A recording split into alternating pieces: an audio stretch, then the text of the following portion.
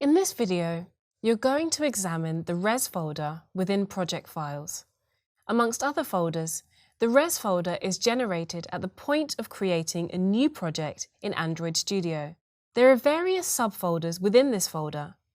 For this video, you will learn more about the Drawable and Mipmap folders. While both the Drawable and Mipmap folders are used to store image assets for your app, Mipmap is an upgrade that Google introduced as an improvement to Drawable.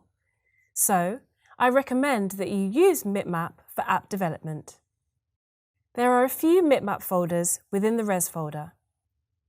Let's examine the first folder, Mipmap-NEDPI-version 26. Just like the Drawable folder, it contains different images and assets. However, using the Mipmap folder is a simple way of providing a quality image and image scale within your app.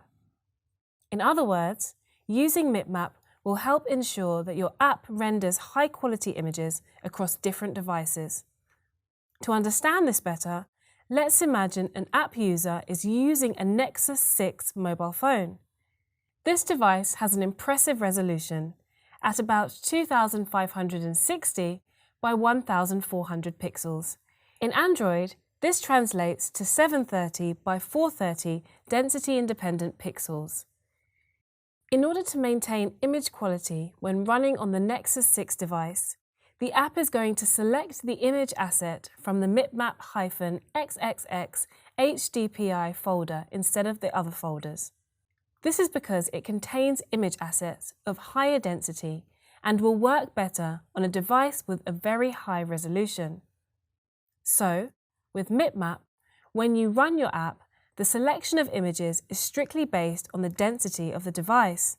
In this Mipmap folder, the image assets are 192 by 192 WebP, as displayed in the top right corner, where WebP is Google's image format, like PNG and JPEG, for example.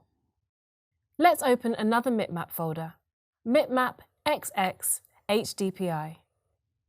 The image asset quality is now 144 by 144 WebP.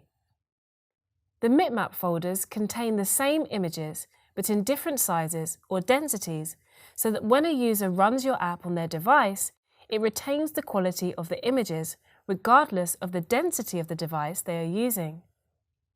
In other words, the aim of putting your image assets such as icons into Mipmap is to ensure you retain high-quality visuals in your application. This means the images will not become blurry when the app is run on a device with higher density.